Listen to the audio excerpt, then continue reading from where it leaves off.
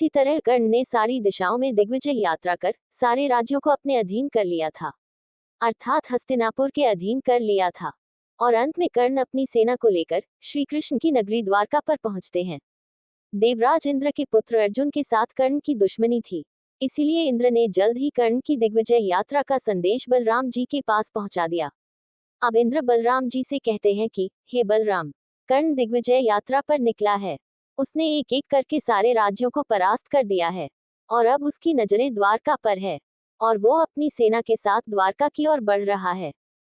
इंद्रदेव की बात सुनकर बलराम जी कहते हैं, हस्तिनापुर की अधीनता हम यादव कभी स्वीकार नहीं करेंगे। अगर कर्ण की सेना द्वारका के द्वार पर पहुंची तो हम उसकी सेना के साथ साथ उसे भी यमलोक के द्वार पर पहुंचा देंगे और आज पूरा संसार बलराम के क्रोध को देखेगा। द्वारका पर आक्रमण करने से पहले कर्ण को यमलोक भेज दूंगा। इसके बाद बलराम जी ने भगवान श्री कृष्ण के पास जाकर उनसे कहा, कर्ण का दुस्साहस तो देखो कान्हा, वो सेना लेकर हमारी द्वारका पर आक्रमण करने आ रहा है। तुम अपना सुदर्शन चक्र उठाओ और आज पूरा संसार यादवों का बल देखेगा। मैं नहीं चाहता कि युद्ध की अगुवाई तुम करो, क्योंकि युद्ध की अगुवाई मैं करूंगा और कर्ण और उसकी सेना को मौत के घाट उतार दूंगा। बलराम जी के क्रोध को देखकर भगवान श्री कृष्ण ने उन्हें शांत करते हुए कहा, दाओ, आप पहले शांत हो जाए। बिना कर्ण की मंशा को जाने हमें उससे युद्ध नहीं करना चाहिए।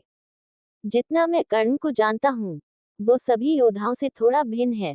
वीर होने के साथ साथ वो बहुत ही विनम्र स्वभाव का भी है। कर्ण से युद्ध करने से पहले हमको उससे जरूर बात करनी चाहिए। भगवान श्री कृष्ण की इन बातों से भी बलराम जी का गुस्सा शांत नहीं हुआ। वे भगवान श्री कृष्ण और पूरी यादव सेना के साथ द्वारका के मुख्य द्वार पर पहुंचे। यादव सेना यानी कि नारायणी सेना, जिसका मुकाबला कोई भी नहीं कर सकता था। इसके बाद कर्ण भी अपनी सेना के साथ द्वारका पहुंचे और अपने सामने बलराम जी और भगवान श्री कृष्ण को देखकर हाथ जोड़कर प्रणाम किया। लेकिन बलराम जी का क्रोध शांत नहीं हुआ। उन्होंने अपने हाथ पर हल उठाकर कर्ण को युद्ध की चुनौती दी। बलराम जी की इस चुनौती को सुनकर कर्ण ने अपने धनुष को उठाया और 2 बाणों का संधान किया। कर्ण के सामने बलराम जी और भगवान श्री कृष्ण जैसे महापराक्रमी योद्धाओं को देखकर कर्ण की सेना और नारायणी सेना बेहद अचंभे में थी। युद्ध क्षेत्र पर मौजूद हर एक योद्धा चिंता में था। इसके बाद कर्ण ने धनुष की प्रत्यंचा को खींचकर भगवान श्री कृष्ण और बलराम जी पर एक बाण चलाया, जो देखते ही देखते 2 भिन्न भिन्न बड़ी बड़ी मालाओं में बदल गया और देखते ही देखते भगवान श्री कृष्ण और बलराम जी के गले में ये माला जाकर गिरी। कर्ण की विनम्रता को देखकर बलराम जी का क्रोध शांत हो गया। वो आश्चर्यचकित हो गए और इसके बाद कर्ण ने बलराम जी से कहा, हे बलदाव, हस्तिनापुर की तरफ से मैं दिग्विजय यात्रा पर निकला हूँ। मैंने चारों दिशाओं के सारे राज्यों को जीत लिया है, लेकिन श्री कृष्ण और आपसे युद्ध करके भला मैं कैसे जीत सकता हूँ। इसीलिए मैं द्वारका को जीतने नहीं आया, बल्कि द्वारका के साथ संधि करने आया हूँ। इसीलिए हे बलदाव, कृपया आप हस्तिनापुर की मित्रता को स्वीकार करें।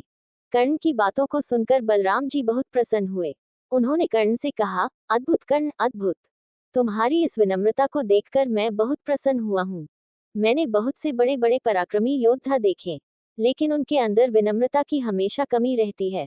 लेकिन आज मैंने तुम्हें देखा तो मैं भी धन्य हो गया। समस्त राज्यों को जीतकर तुमने अपने पराक्रम की घोषणा तो कर दी, लेकिन साथ ही तुम्हारी विनम्रता को देखकर मैं बहुत प्रसन्न हुआ हूँ और इसीलिए मैं हस्तिनापुर की मित्रता को स्वीकार करता हूँ। और उसके बाद भगवान श्री कृष्ण और बलराम जी ने कर्ण को द्वारका पर आमंत्रित भी किया, जहां कर्ण समेत उनकी पूरी की पूरी सेना को भोजन परोसा गया।